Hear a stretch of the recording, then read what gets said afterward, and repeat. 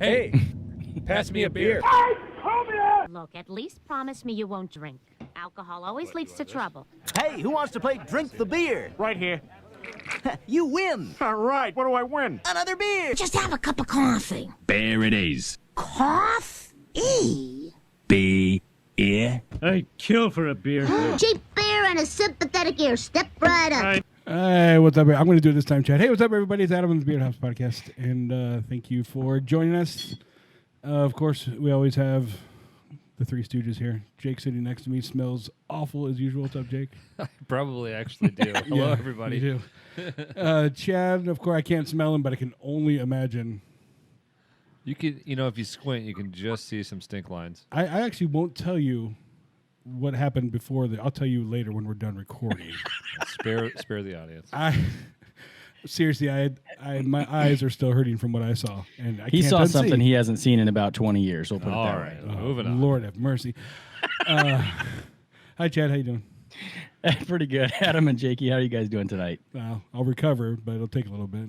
So, and Chad, you want to introduce tonight's special guest? Sure. We have Andy. Is it Andy or Andrew? I feel like I'm an Andy. Okay. Officially, it's Andrew, but I go by Andy. How are you feeling? We have Andy Sparhawk, correct last name? Correct. With us tonight from the Brewers Association. That's why I let him do it, because I would screw it up. Welcome to the Bearded Hops Podcast, Andy. Thank you for having me. Yeah, thanks for being on. I guess we're just gonna jump into this, aren't we? So, first question I have, and for those listening who are like Brewers Association, what are we, Milwaukee Brewers? Like, what are we talking about? So, what is the Brewers Association? What do they do? What's the point of them?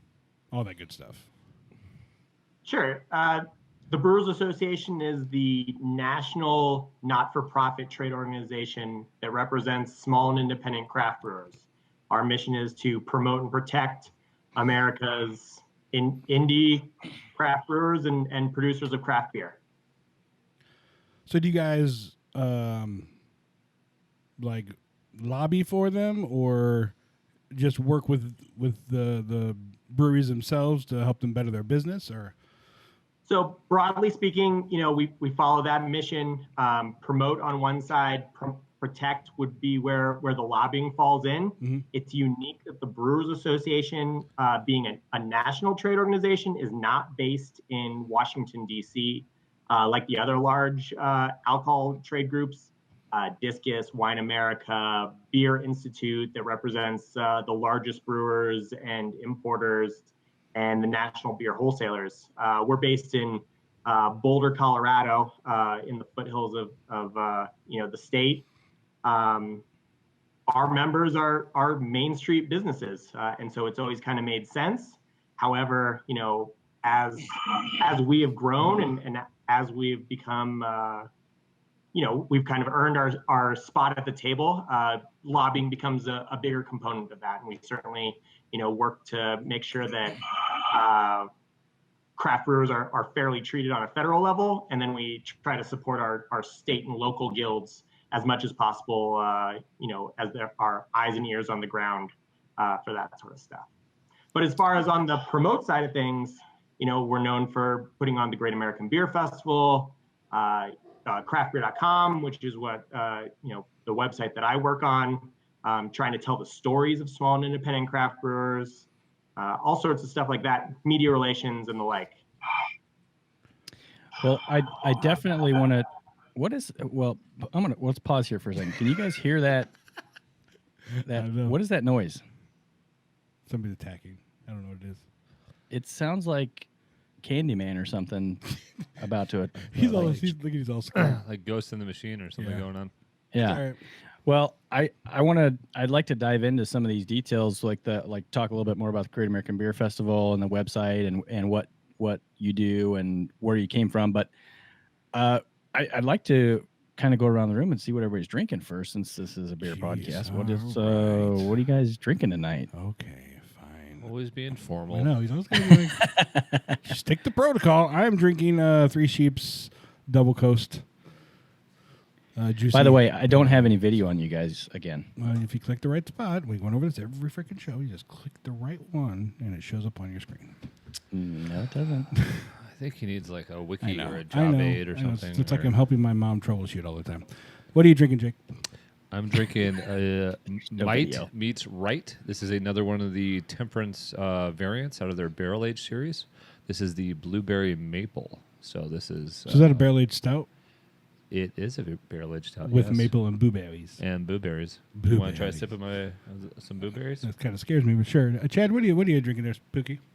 Nice. I am drinking a Lakefront Brewery Fixed Gear, which is an American red IPA. That's a good one. Speaking And of, we're going to be there. I'm drinking Wibby Brewing Company's, doesn't show up very well because light can. Yeah. Wibby Brewing Company's Light Shine Hellas. Ooh, Hellas. That's a good one. That's a good one. And speaking Nice. of Lakefront, when are we going to be there? Crap. Next Wednesday. Next Wednesday, we're going to be at the brewery doing a little interview from the brewery. So, that would be fun. Lakefront Brewing, Milwaukee, Wisconsin. Yeah, that's a very, very fun one. Okay. All right, Chad, you good now? You happy that we went through this? I'm really happy. All right. I mean, I was happy before, but now I'm really happy. Well, that's all that we care about here. Can you go ahead and get on with your question? I mean, if I could see video, you guys. Oh, my it'd be gosh. Even better. Andy, where'd you get your start with the Brewers Association? Like, what's your history? How'd you get into this biz? So I'm going on 11 years with the Brewers Association Oh, wow. officially. Nice. I was the intern that never ever wanted to leave, and the story behind that was I went to a state college. Now it's considered a university in downtown Denver called Metropolitan State College of Denver. Before every college and university had a fermentation studies program or a beer studies program, Metro State did, and it was called Beer and Spirits. And the first day of class, you basically were in a regular classroom and you learned how to make Kahlua mudslides.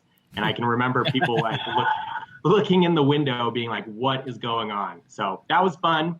The second part of it was all beer. And they kicked us out of the classroom down to Coors Field, which is where, the Sandlot Brewery is, which, depending on, the history you understand of Blue Moon, that's where Blue Moon was created or whatever. And we got to have beer class with the brewmasters at Sandlot. If you passed their test, you got a ticket to the Great American Beer Festival. Obviously I did, and that kind of jump-started my realization of all these breweries around the country, and kind of had the inkling to reach out to whoever put on the Great American Beer Festival. Figured out it was the Brewers Association. Kind of looked down the roster. I was studying marketing at the time, so there was a lady with the title of craft beer marketing director. Ended up being a lady named Julia Hers. Just got a phone call with her, nothing expected. She said, yeah, I'll give you 15 minutes on the phone, give you some ideas of how to break into the business. She was fantastic. Hey, join your homebrew club, reach out to distributors, that sort of stuff. She called back and said, I'm working on this internship program. Would you like to, apply for it and see if you're a fit? Lo and behold, it's all history. I ended up getting that internship. The next time around, it was a 3-month internship. She was interviewing these dorks from CU Boulder. I was like, no, don't do that. I'll do it another time. By that time, GABF had rolled back around, and they just needed somebody to do tickets. So I really was the intern that just never, ever wanted to leave. And now I'm going on 11 plus years. So now after 11 years, you're getting paid, right? You're not an unpaid intern still. I'm sorry, say that again. So after 11 years, you're getting paid, right? You're not an unpaid intern still. Yes, Okay. and the internship was always paid. It was a little bit different. You would get a stipend and everything like that. But no, about, 6 months in, I was getting a regular paycheck and have been a full-time staffer for going on 11 years. Wow. Well, that answers one of our other questions for people that don't know. The Brewers Association is not a volunteer-run association. I've heard people ask about this, talk about this before. What is the Brewers Association, the Brewery Association? How many people work there? It's based in Denver, correct? Based in Boulder, In Boulder, 45 okay. minutes west, Okay. northwest. Full-time staffers, I would say, around 60. Not all based in Boulder, all around the country. My direct report is based in Ohio. We have Texas. We have Raleigh, North Carolina, Montana, Idaho, DC. We do have a specific, kind of lobbying person there on staff. So all over the country, but mainly in Boulder. So how good is the beer scene out there in Boulder and Denver? I mean, I hear good things. I myself have not had a chance to explore the breweries out there. I'm a Colorado kid. This is why I'm in beer, is because I was exposed to this, and I really feel like craft beer and is part of Colorado identity. But it's also the Brewers Association. And like I said, it's unique that we're a national association. Colorado beer is awesome. Lots of breweries. We're probably approaching 400 breweries in the state. Some great, national brands, New Belgium, Odell, Left Hand, small breweries like Crooked Stave, Wibby that I'm drinking, Paradox and Divide. When you finally come, you're going to have a plenty of options and a good time. Is that an area where the number of craft breweries is it growing? Has it reached kind of a point where it's plateaued? What's the growth like in Colorado? Do you know? I don't know specifically through a state. Nationally, we're at 7,400 breweries. Nationwide, that continues to grow. I think we definitely anticipate, with the added competition and with that amount, we're definitely going to see more closings as well. Yeah. I think, this state this week has kind of, had a rash of notable closings. But we're still going to have probably, 1,000 openings maybe in nationwide is what we anticipate. That's crazy to me. I don't know if I would have the cojones to open up a brewery right now. It's just you'd have to have a really tight business plan. You'd probably have to be prepared to not make money for 3 to 5 years. See that my wife would kill me, so I couldn't do that. Well, I don't know what the ad loss ratio is, and Andy, maybe you can fill us in on that. But when we started this podcast a year and a half ago, I want to say there was around 6,500 breweries, and we hear rumblings about it's plateaued. There is growth, but it's so slow because a lot of breweries are closing. How close of an eye do you keep on how many are opening and how many are closing? Monthly, we have a dedicated team to tracking brewery openings. Our chief economist, Bart Watson, that's a lot of what he does. I think, as far as growth in openings continues to be astronomical. Now, growing on that base, 7,400 breweries, becomes more and more difficult. When there were 2,500 breweries, double-digit growth is no big deal. Now, there's a lot of shoulder to shoulder going on. 4% growth, however, which is what it was last year, is still pretty amazing for an industry. And I think, when you compare it to other industries, handful, at this point, a good amount of breweries, closing up, compared to like restaurants and stuff like that, it's minuscule. I still think the interest is still there. But, you talked about it just a couple of minutes ago. You need to hit the ground running, making world-class beer, having a business plan, doing everything right, and not really there is no learning curve anymore. Yeah, your quality just has to be so high with the competition. So many small breweries, even around us, are making such good beer. And most people don't even know of them. Like, I can't remember Gray's Lake. It's the one in Gray's Lake, the hockey one. Light the Lamp. Oh, Light the Lamp. I mean, they don't even distribute it in cans or bottles in stores. Like the only place you can get it is the brewery, and they're phenomenal beers. So, yeah. now Well, with- and Adam, you've made the point before that it's not such a bad thing. You know, for me, I was always so like, oh my gosh, are we slowing down? Are we plateauing as there closes? And you made an excellent point a couple times, and I usually don't like to compliment you. giving me credit. But I will. You said, you know what? There's probably some places that they probably do need to Should close, close. and maybe they weren't making the greatest beer. Yeah, and with the recent, well, I don't know if we're calling it a merger or not, but with Dogfish Head Yeah, and Boston Brewing, they're Yeah. calling it a merger. I they're believe. are they? I don't know. Sort of. It seems like Partnership. There you go, partnership. Let's be more democratic about this. Do you see something like that happening more as craft beer grows and grows and grows and grows, and then you obviously have the ones failing and falling off? It only makes sense to me that those at the top who are still trying to get a bigger piece of the pie will end up merging or coming together to make even a bigger company or bigger brewery. It's like more small to mediums coming together, maybe. Yeah, instead of being like these smaller Will this breweries be that a are going to have a trend. yeah. I mean, do you see this as being a trend, More regional or powerhouses? is it just kind of a we'll wait and see what happens here? Specifically around Dogfish and Boston beer. Well, mergers or whatever you want to call it, like that happening in I the think- craft beer I industry. think brewers are going to have to figure out, how they're going to, it's interesting. I was at a conference, I think last summer, and Sam spoke, and he referred to being a mid-size, called Dogfish a mid-size, but, top 50 brewery, smack dab in between the world's largest multinational brewers and 7,000 tiny little breweries, Yeah. that are on every street corner. And he characterized it as the shiny jaws of death. Good thing. He always puts on a great spin and everything. But it was obvious even last year that those regional breweries are going to feel the pinch of this.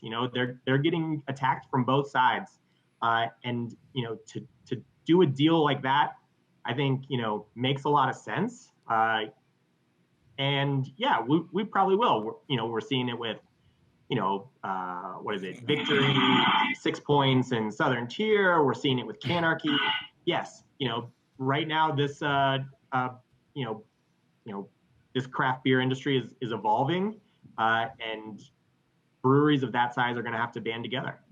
Yeah, I mean, I was surprised when I heard about it. I don't know if anybody knew it was coming, but I didn't know it was coming. What wasn't there? And forgive me, I'm trying to remember the We article. will not. The company wasn't there another large sort of conglomerate beverage producer that said that they were going to make a big push this year into the American beer market, like out of Australia or something. I don't remember. Oh gosh, I can't remember It's- yesterday. So. I'll try and find it here. Yeah. Of course, it's me. Is there, Annie, do you have any other favorite cities when you travel that you feel like have really strong beer scenes that, like, when you're going to go there, you get it pumped up for? Yeah, I mean, big fan of San Diego whenever I go. Let's see. You really can't go anywhere in the country nowadays without finding some sort of vibrant, exciting beer culture. That And is that's so not really true. like I'm not trying to like dodge your question or anything like that. But you can find, like you said, you referenced a small town near you, breweries making awesome beer, and that's exciting. It's been a while since I've been to Phoenix, but they were coming up strong. We were in Nashville last year for Craft Brewers Conference. Yeah. Lots of great, opportunities. I was just in Boise, Idaho, which just seems like Denver 10 years ago. And they, forever they had like 2 breweries, and now they have 12, and they're experiencing this growth. And, my Uber driver was complaining about the traffic, and I think there were 3 cars on the road. I was like, I'm moving. I'll tell you one place I struggled this year. I was in Vegas on business, and I was staying on the Strip, but I don't know. There was like a couple, pub houses that were, making their own beer right there on tap, but there wasn't a lot of options. Yeah. Not that I Bangers found. in Old Town, Las Vegas. Every time I go to Vegas, it's always for work, and it's never, I end up just like exploring all over. I've done just walking around the strip. But Bangers in Old Town is fantastic. Okay. Stumbled upon Hop Nuts Craft House. Yeah, Vegas and the state of Nevada is coming up strong.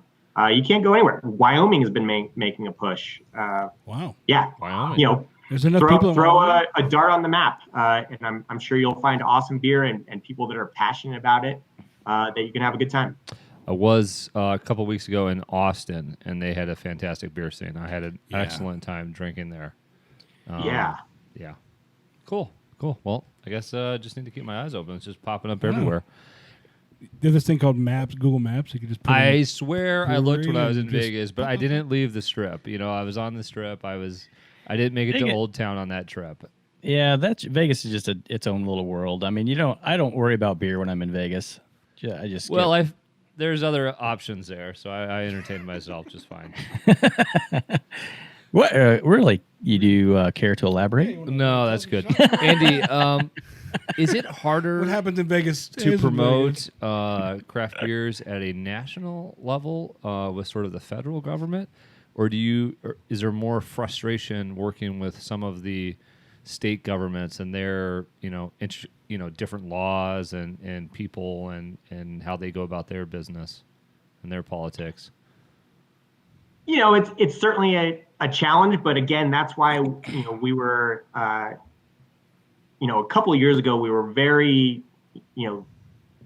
focused on making sure that every state had at least one active guild. It wasn't long ago that not every state didn't have an active guild. Now they do, and so that we kind of work as a support for those guilds. Even providing kind of financial aid to hire an executive director. That's one of the things that the Brewers Association can do. Being that they're state-based, we monitor stuff. If it has national implications, we certainly want to monitor it more closely and worry about it. I think for the most part, craft beer and craft brewers have kind of become the shaking hands and kissing babies. Lawmakers are excited to see a brewer. It represents jobs. It represents tax revenue. It represents, connection to the community. So, for the most part, lawmakers want to hear what we have going on. They're small businesses, and they want to help whether they can, with certain states and certain issues that certainly, continue to be touchy, that we continue to support. We have had some guests make give us sort of the feedback, the comment that craft beer can be part of the sort of a change in a neighborhood and the value of property and commerce and housing and all that stuff.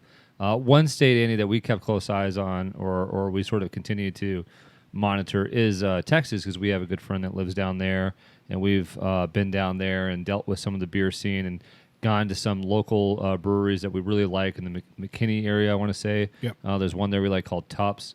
But, right from the start, we noticed that they have some laws there in Texas where I believe it's connected to if you don't have a kitchen, you cannot carry out beer. You can only drink tap beer. So we've been watching this year because it's kind of reached the Senate, the Texas State Senate, that some of that might be overturned. They might change some of that. Though it still seems like they're the bigger back asswards. It still seems like the bigger ones down there, the bigger distributors and producers are trying to keep a lid on it by still counting sales out of the tap towards your total sales with the ones that are also carried out of there. So there's some ways it seems like they're trying to cap it. So that's just one example, Andy. I don't know if you know anybody or if you had anybody on your team that's been sort of helping to push Texas along and help the craft beer, friends down there.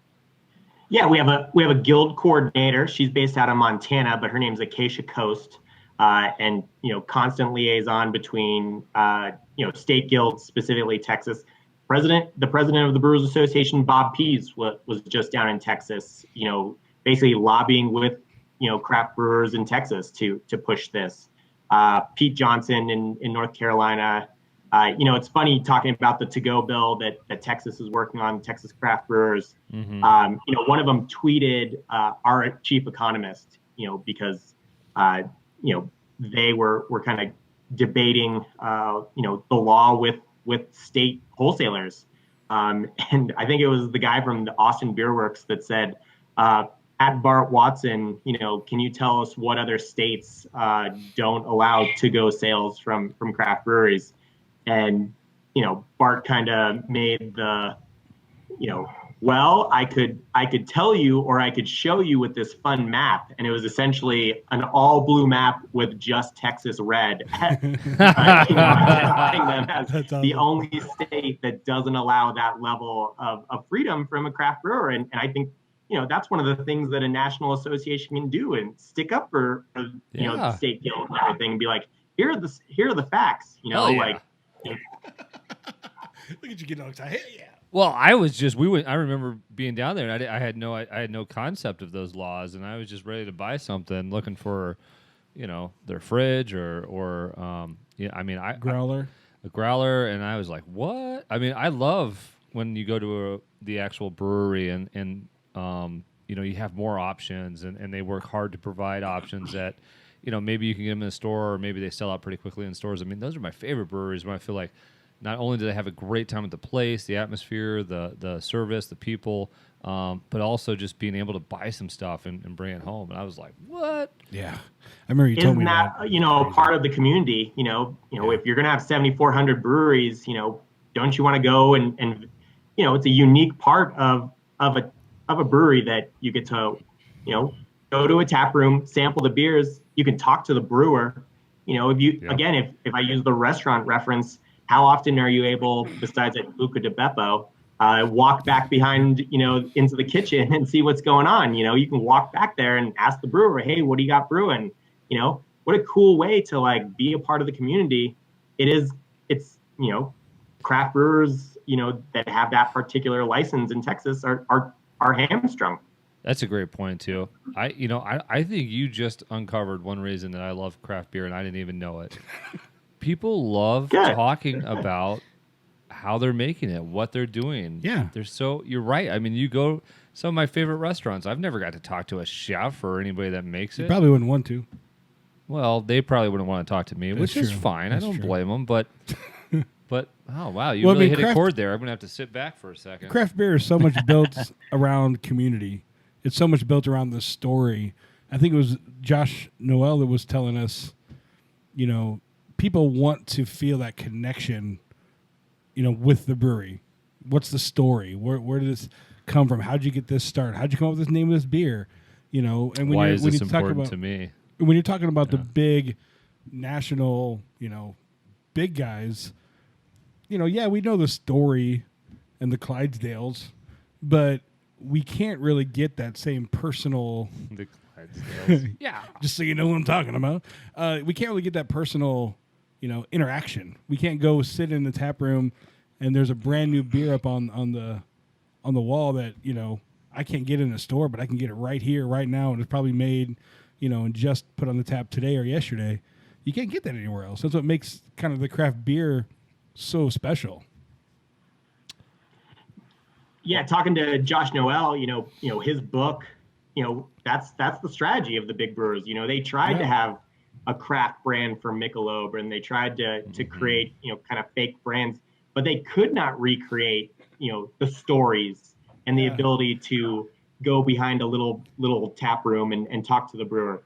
That created a challenge for them. That's when they started buying out small brewers. Is when they realized, we can't create this story. We're not resonating, so we'll just buy the craft brewers that already have the story. Yeah, and that was a part of his book that I remember when I read it. I was laying there in bed reading it, and started laughing because they couldn't figure this out. They just couldn't. Why can't we do this? But they can, and yes, because you're a multinational corporation that has no soul. They would shoot them. They would shoot themselves in the foot too. They would get ownership of something. And then they would ramp up their production, and then they would push it out in these new markets so fast, that maybe that brewery did have a story somewhere, but they were just looking at this new market and trying to shove it down somebody's throat so Right. quick that nobody in that new market had time to make a connection with it. Yeah. Now let me ask you, weed and beer. Oh, So we are now now that with the legalization in some states, there's been some murmurs of legalization in nationally. We know that hemp has been loosened up nationally, and we're starting to see a lot more beers with hemp or even CBD. Some I think even have cannabis with THC in it. Where do you see that becoming a bigger trend? The two melding together, or because I know a lot of people have talked about with the legalization of marijuana, now you can kind of see the chart of where beer sales have gone down. I don't know if there's really a big correlation between the two, but Probably. yeah, it's possible. Yeah. So the latest, kind of analysis that we have is we haven't seen it yet. Doesn't necessarily mean that, it won't have an effect. But, I'm from Colorado and certainly we were, the first, if not one of the first to do that. And, we're just not seeing a huge effect. Do they, in my opinion, they're probably more complementary goods than substitutes, but, Yeah. No doubt if you're, using cannabis, you'll, makes sense that you would probably dial back on drinking. I think it's very popular right now. I think, the nation is very captivated by it. There's still a lot, to be done. First of all, you cannot combine THC and alcohol. That's Right. a big no-no. Yeah. There's one brewery that got the okay from the TTB, Tax and Trade Bureau, that approves that sort of stuff to make a CBD beer. So, I would be very suspect of any brewery that's coming out with a CBD beer because they're going to get a cease and desist. Basically the TTB, and we could have a whole, kind of conversation about the TTB and their work, but they're a relatively small government agency, and we love working with them because the other option would be dealing with the FDA, which is a huge government organization. Which we don't want to have to TTB wants to work with us because, it gives them a reason to be around. So I think they approved that initial CBD, recipe, and then immediately realized, oh no, now we'll be under the spotlight. And they actually requested that, that brewery give back the certification of the recipe. They never did that, and that brewery has since sold to a cannabis company. Hemp is now been changed. You might see something like that, but it's still too kind of murky to really see anything like this happening in the United States right now. As far as non-alcoholic THC beers, you have that Syria. I think, interesting enough, the same guy that created Blue Moon is now doing that. Totally different. It's certainly beer. It's non-alcoholic beer with THC. I think that's an NA I could get behind. Yeah, right. That's the one non-alcoholic beer that you will jump on. Yeah, I know. I'm not a big NA. Doesn't make a lot of sense to me. I'm not criticizing people that drink NA. I want people to drink what makes them happy. Just personally, it doesn't add up when I do my calculus of what I'm drinking for the night. Are you an NA fan? Is this a trend that's here to stay? Does it even count to the Brewers Association? Yeah, does that matter? I think we're still trying to figure that out. In Europe, non-alcoholic beers are a big deal. Really? I didn't know that. If we can talk about hard seltzers, it's part of this kind of health and wellness trend that has been kind of, not just in beer, but all over. So people perceive hard seltzer as healthy. So you're seeing that. And people are kind of, getting into this idea of non-alcoholic beer as a health and wellness thing. I don't think I've ever had I think I've had a sip of O'Doul's before. I had a sip of Buddy's kind of craft brand non-alcoholic because, he couldn't drink anymore, health-wise. And it tasted okay. I like beer and I like the, the ancillary effects of Yeah. Andy, you're all right. We like this guy. Well, for me, the NA, it's just like I don't know. I like water. I'll just drink water. Okay. I'll just hang out. I'll just Lagunitas hot water. You drink that. We've talked Yeah, about this sure. before. Yeah. I'm in the same boat. If I really don't have any interest in trying NA. So I would just- close-minded. if I'm going to consume calories, I want some ancillary benefits. Yeah.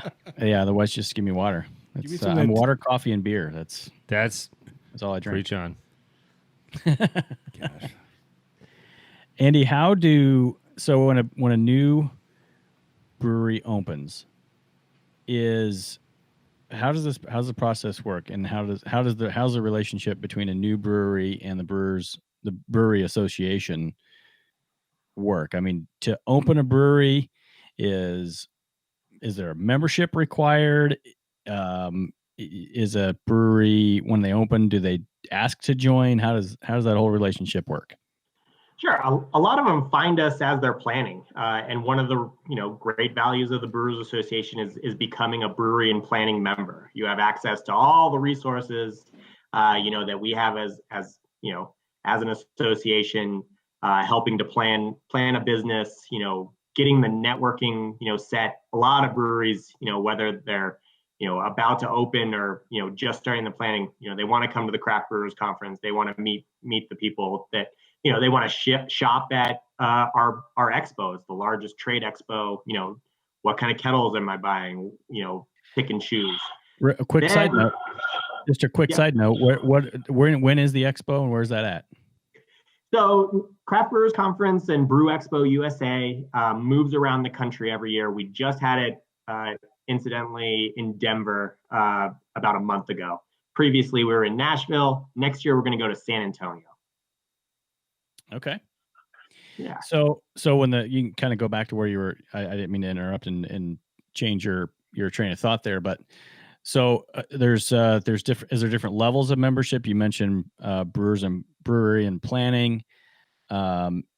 Is there like a new brewery membership, like a senior, not like old guys, but I mean like old brewery? Like, is there Senior citizen discount membership? Is there a tiered membership?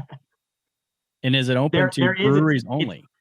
It's based on barrelage. Obviously, if you're a brewery and planning, you would be to that 0 to 195 barrel. Yeah, the Brewers Association is a membership organization. We represent around 70 to 72% of the operating breweries in the United States. And as far as your question, breweries and planning are breweries that just opened. We have a great team that's kind of tracking that sort of stuff, trying to figure out from news and from Facebook groups who's opening. But a lot of breweries, reach out to us prior to get those resources. And once they open, we hope that they let us know when they open. We switch them on and they're a full member. They show up on craftbeer.com's, brewery finder, that sort of stuff. I'm not sure if you just noticed what happened there at the Bearded Hops Chicago studio. Jake just opened a beer and it just fountained all over the place. So luckily it didn't get on the computer. Now he's rushing into my the kids' bathroom to try and find something. Good luck with that one. I don't know if it's What did he open that fizzed over? It is. Is it a Guinness? No, I don't even know how to pronounce this. Grimbergen. Okay, it's a European beer. All it was right. in the fridge here that has a lot of beers that I probably should take stock of because I have no idea what's in there anymore. So, and just on a side note, I just switched over to the Dogfish Head. What do they call this? Oh, Slightly Mighty.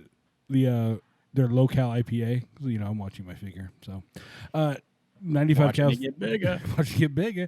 3.5 carbs.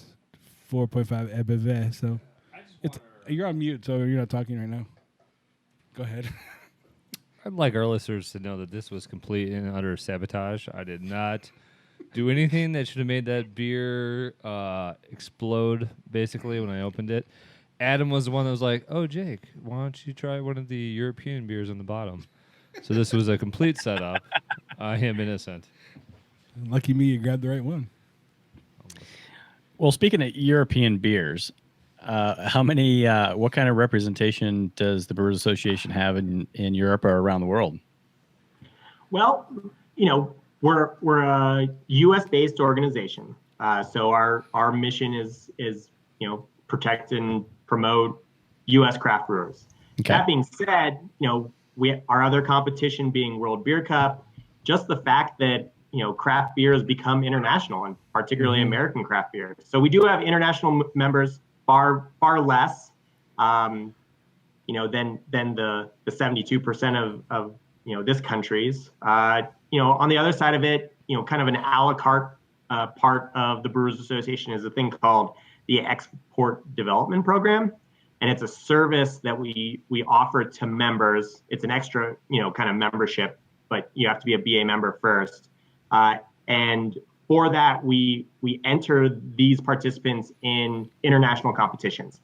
The idea being is that, we want the rest of the world to recognize that craft beer in America is a force, and we win a lot of great beer competitions. And it's, even for traditional stuff, it wasn't long ago that American craft beer or American beer in general was a joke. And now, if you're part of those, UK, Facebook groups or wherever, people love American craft beer, and they're always trying to get, the Hill Farmsteads and the Heady Toppers, just like we are. So we do have, our focus is not international, but we do recognize that beer is an international industry and a product. And every 2 years we invite them to the United States and we have a little competition.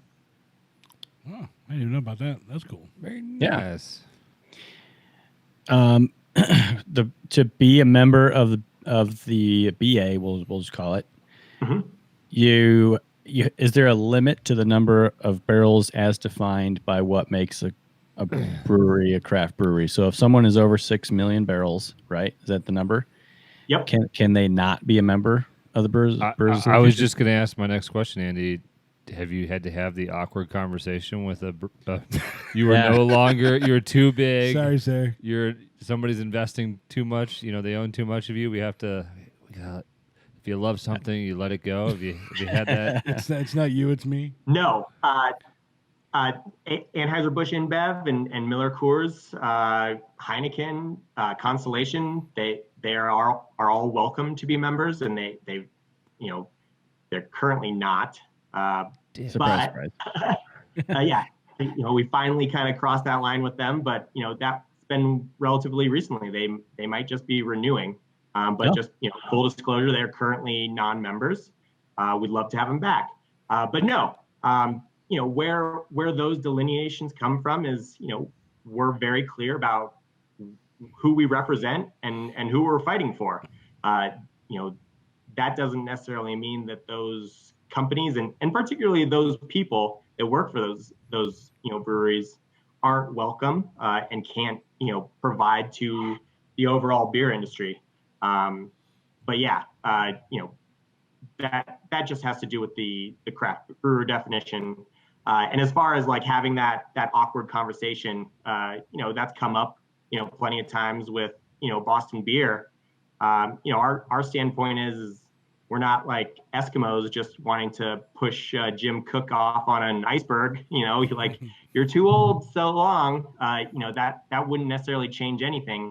Our thought is that he's still far more a craft brewer than he is a large multinational brewery.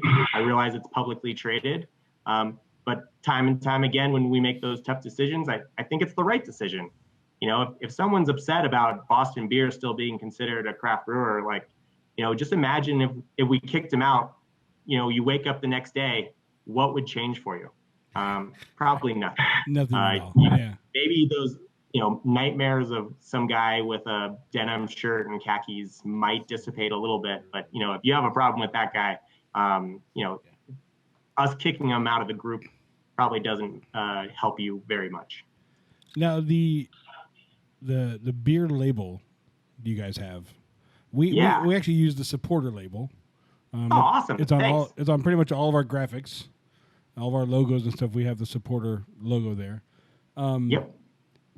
as far as the brewers or breweries are concerned, is it if they're a member they can use it, or is it by those guidelines as far as size or however? I can't remember what the guidelines were, but Exactly. Really quick, craft brewer definition right now, it's been changed, just recently, to recognize that a lot of small brewers are getting into different types of beverages. So, it's always been small. Originally it was 2 million barrels. Now it's 6 million. Independent, which is, what you mentioned, the independent craft brewer steel. And then that's a brewer. And, that's a little bit different. It used to be loosely connected to the German purity law. That doesn't represent American brewers, and I think we've gotten away from it. It's tough to kind of say like, oh, we're traditional, but also we're innovative. So that's kind of where we're at with the definition. The key kind of pillar in the definition is that independence. And I think it's one thing that the 7,400 small and independent craft brewers can't lose from ABI and Miller Coors and other large breweries that are trying to, co-opt the idea of craft, is that independence. And so this has been a focused effort by the Brewers Association and its members to kind of draw the line and say, we're proud of our independence, and using the seal has been pretty cool. I just heard Charlie Papazian, who was the founder of the American Homebrewers Association of Brewers that's turned into my organization. He recently was talking about, the idea that, we're making all this effort to put who we are, but it's ironic that such a proud, group of brewers like Coors or Anheuser-Busch, Miller, aren't proud of their ownership and the breweries that they've purchased. They could totally submarine this whole idea of the independent seal if they just put on their labels who owned them, right. and it would be all, it would be tough for us to defend, or at least we would get what we want, which is transparency. It'd be really hard to sell your all-American Clydesdale horse and buggy thing with if you really put who owned you on that can. Well, the Clydesdales, everybody knows the name's on there. It's the Goose Islands of the world. It's the 10 barrels that continue to confuse people. Weed. Exactly. Why isn't AB proud to say that they own Wicked Weed? Yeah. It's kind of I think they think consumers can't handle the truth. And I don't know think that we want to kind of push them on that. I don't know if it's that they can't handle it. I think it's that they're purposely being deceptive. Right. It doesn't say Budweiser on it, so that means I'm buying craft. I mean, you get that exact same thing when you go to just about any sporting event. They'll have the craft beer stand, and not stand. There's the chalkboard where it's all written in chalk, and then it's really crafty. And it's Blue Moon, and it's all it's Shock Top, but it's all these beers that you're like, that's not craft, right? And that's exactly what they're just trying to muddy the waters and confuse the whole. We call that the illusion of choice, and consumers are excited about craft beer. That you think like, oh my gosh, my favorite ballpark has all this craft, and then you look closer and you realize that every one of those brands is owned by the same company. There is no variety there. And that's the, perfectly fine to have those beers. They have the rights to it and everything like that, but, as soon as you kind of just let that happen and you let that slide, then you just choke off all the true independent craft brewers. Well, that's why I just love and that's states. what we're fighting against. Yeah. Love states where they can buy the distribution. Yeah. Right. Yeah. So, Andy, I don't know if we want to get into it, but is there an official sort of, maybe not official, is there a unofficial vibe when Big Beer comes up at your office? If you guys were all out and somebody ordered a Bud, would you all be like, what the fuck? Does that happen? I don't think anybody has ever ordered a Bud when we roll out. That'll come up on your next review. Do you keep any big beer, any big cheap beer in your fridges just because it is cheap and it is consistent? I mean, do you guys do that? I don't know. Maybe That's some of them do. And I'm here in Colorado, and certainly Coors is a big deal. I have good buddies, that I went to high school with, and now they're brewers. And after their shift of brewing, mixed cultured, sour beers, they like a banquet, and I've kind of, relaxed my stance on that. It's a great beer, tip of my cap. Again, who we're fighting against is not necessarily the Coors Banquets and the Budweisers. It's the deception of those acquired brands. If you can appreciate, I mean, you should be able to appreciate a Coors Banquet or a Miller Lite even, but it's the transparency that we're fighting for.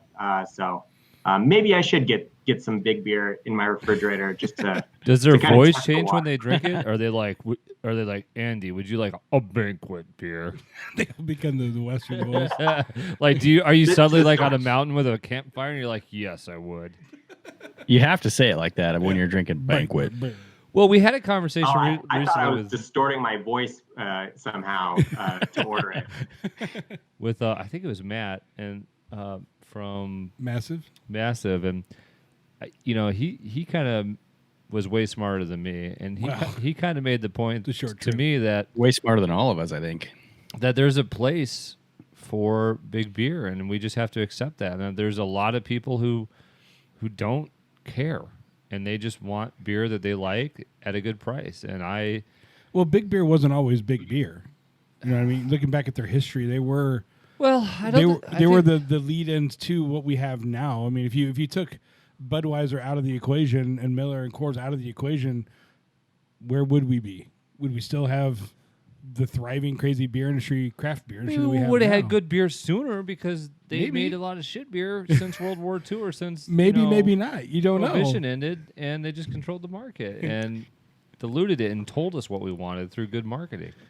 I don't know. Now we're going. It's a great point. And again, I don't know how it is at St. Louis, but the Coors Brewery has helped jumpstart a lot of craft brewers back in the day. They provided them with yeast or tips and everything like that. Again, the campaign is not to wipe them off the map or to destroy the largest beer company. It's not going to happen. Right. But I do think. You mentioned, some people don't care. That's cool. Some people do care, and the last thing they want to do is if their plan is to support small and local, that seal gives them that opportunity. Whether you care or not, is that's totally up to you. Now, as far as the independent meaning of that word, is it still, wasn't it 25% or less? Investment by another brewery? Of a non-craft brew entity. Okay. And so a little bit of fuzzy logic there. I still feel relatively confident. Once you get over 25%, for instance, with like the Founders and Avery, it practically it might as well be 100%, because once you get over that, there is some sort of threshold that will allow, stakeholders to make moves for sure. And so now Founders. I think we've seen that with Founders. Founders by Brewer Association, they cannot use that label, correct? They cannot. No, they are over 25% owned by San Mahu, a Spanish brewery that's like 7 million barrels. Yeah. Have you ever had to shut anybody down that was using it? I'm sorry? Have you ever had to tell somebody that was using that label to sort of cease and desist? No, we haven't done it yet. People know. Yeah. And right now there's over 4,000 of the 7,400 small and independent craft brewers have adopted the seal, meaning they have downloaded the artwork and they've certified it. I continue to see more and more in my local beer stores and liquor stores. It's cool to see them dotted all over breweries and scrolling through Instagram and seeing people use #SeekTheSeal. It shows that we're once again providing something that people believe in, and if it's only to provide a unifying sense of value. it's interesting too to see that some breweries use it on some of their labels and some they don't. Because I've got 3 different breweries sitting here on my desk. I've got 3 Sheeps out of Sheboygan, Lakefront out of Milwaukee, and Central Waters out of Amherst, all Wisconsin breweries. And I know for sure that they do use the seal on many of their beers, but just so happens that the 3 that I have sitting here on my desk do not have the seal. It'd be nice if it was, completely uniform across their labels. Yeah, well, Grant, one. Grant from Three Sheeps addressed that. They were in the midst of reworking their labels to put it on, and I think that's what a lot of the breweries, they have however many thousands of labels already printed out. So you got to buy cans like 500,000 at a time, So it's great if you've been able to totally, if it just so happened that you were totally redoing your branding, you could get it on.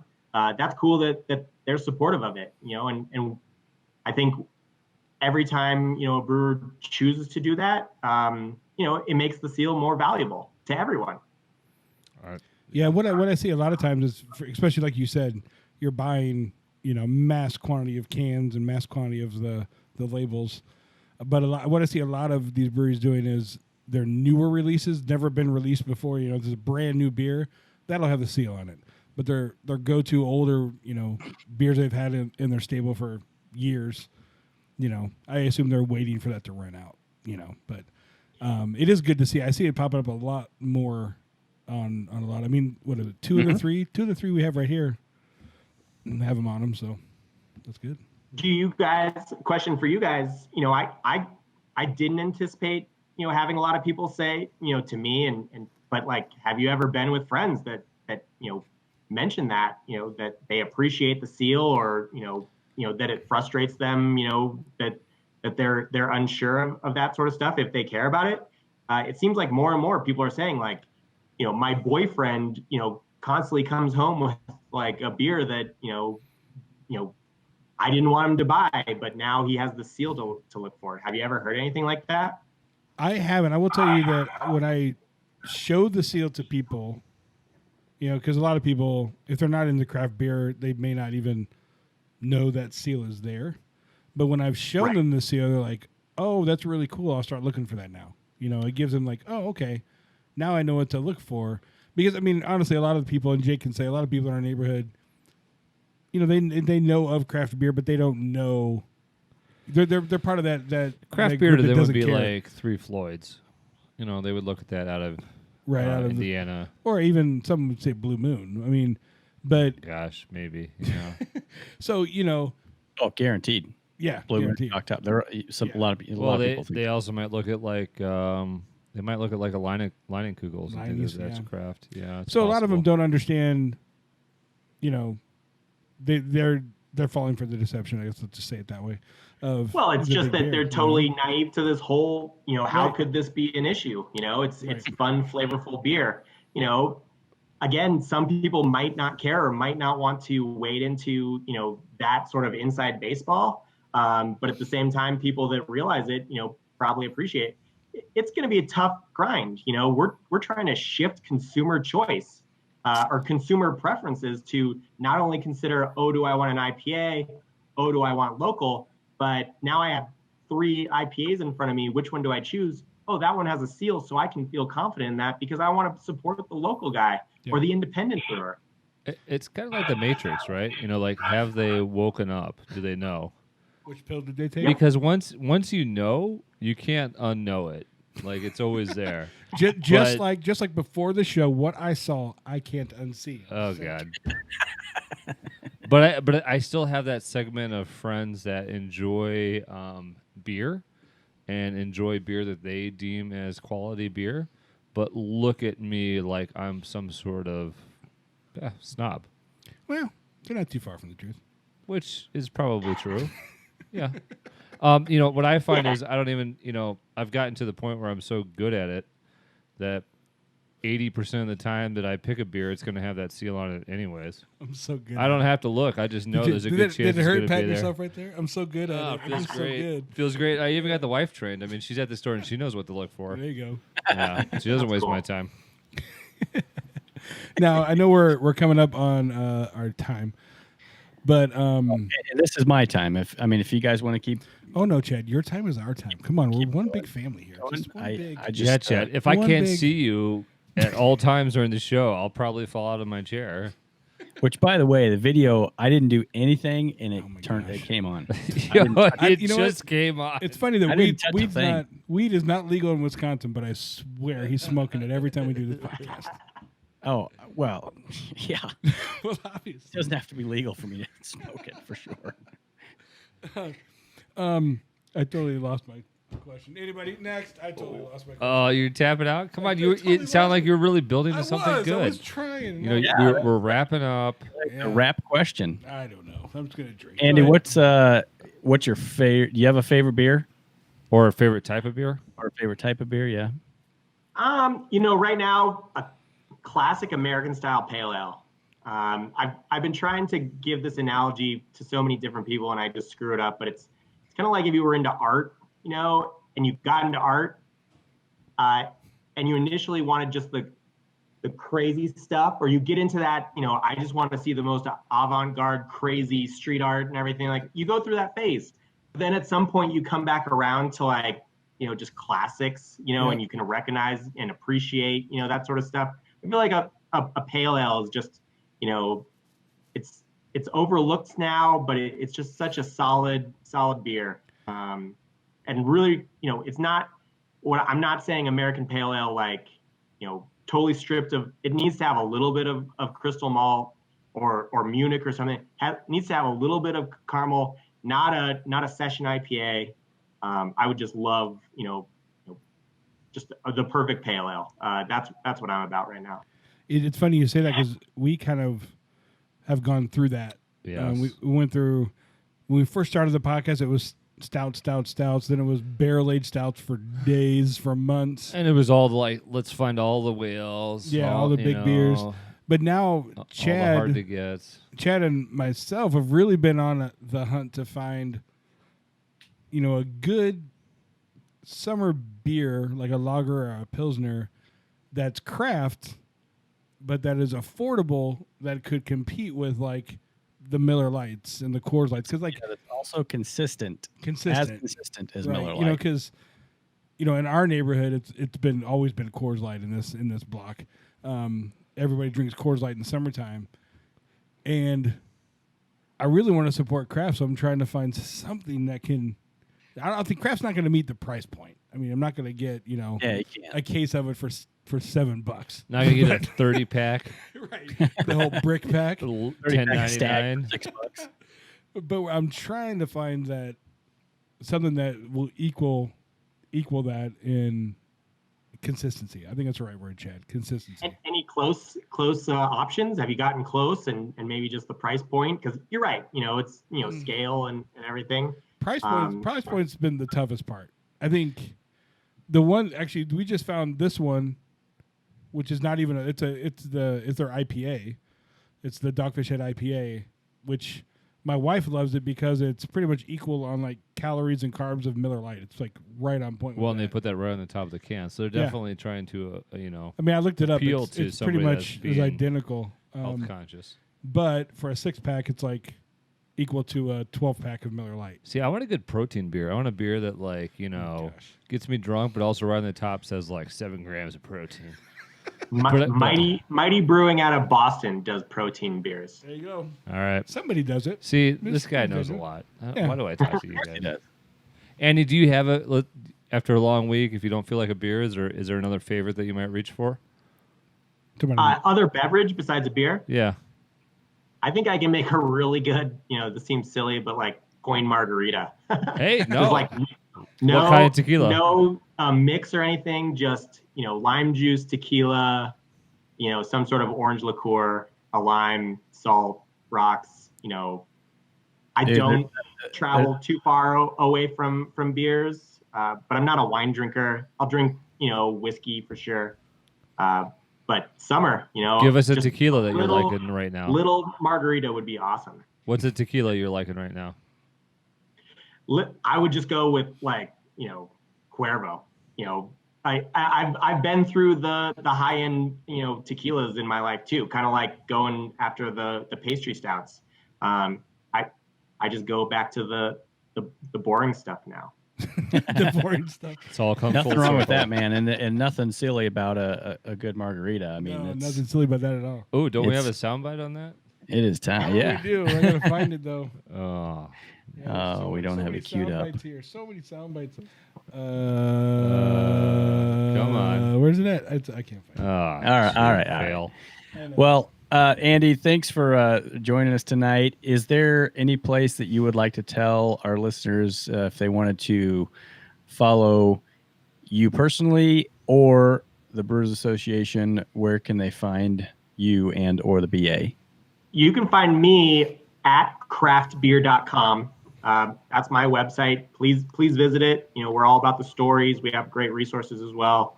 brewersassociation.org is probably not going to offer much for you guys other than some stats and if you want to start a brewery. But I appreciate the time. Adam, come out to Great American Beer Festival. You guys should all just ask to become media for the podcast. I can't promise you would be accepted, but we should at least start trying that. Sure. And let's have a good time in Colorado. Absolutely, yeah. We would love it. And I love the Brewer Association website for the stats. I go there all the time just to see what research they've done. There's always a ton of information out there about brewery and craft brewing in the U.S. So it's a great resource. So. Well, the next time you guys need someone, we should make a concerted effort to have Bart Watson, our chief economist. He's so much better than I ever will be. Really, really fun on a podcast. Oh, man. We could nerd out. Make that happen. We could nerd out on that. That'd be great. Yeah, let's do that because I mean I would Adam and I were talking about this before the show started about trying to wanting to dive into some of the stats and just get a little more in-depth information on it. So I'd love to do a podcast on just getting into the numbers. Yeah, shoot me a text or an email and everything, and we'll see what is available for Bart. Sweet. And we got to go to the beer fest. I would Yes. love to go to a beer fest. Yeah, on media passes, that'd be awesome. That is, in any capacity. I don't care. Bring one of our home brews for everybody to spit out. Oh yeah, burnout stout that go great. stout. Oh, it's a good one. Don't. We've diss that one. homebrewed from time to time, and we name our beers based off mistakes that happened during the brew. So our last one was a stout, and we call it Burnout Stout because during the boil, at some point we have no idea when We don't know when. the flame went out and stopped the boil. So we just call it Burnout Stout. So And it turned out all I've right. been there. yeah, yeah. All right, man. Thank All you right. very much for joining us. We really appreciate it. Thank you, Andy. Yeah, thanks, Andy. Stick around for just a minute afterwards. Okay, thanks, guys. Could have. We're the three best friends that anyone could have. We're the three best friends that anyone can have, and we're always gonna hang out. There we go. I don't know where the margarita one is. I have the And a Bloody Mary. I have that That's one. not what Yeah, I we got wanted. all I these know. I Steve know. I don't Austin- know where the You know you find it every other show. A shot of whiskey. See, I don't have it. Oh, One beer, three beers, a shot of whiskey, and a Bloody Mary. Why have one? I don't have the margarita one. I don't know where Where's the margarita margarita I one? don't know. You have Get off all my of them but back. the margarita You one. guys are so annoying. we finally had the right time to my play it, and you You know what? fucked it up. You know what? Just shut up. Just leave me alone. The shit I have to put up with for this show.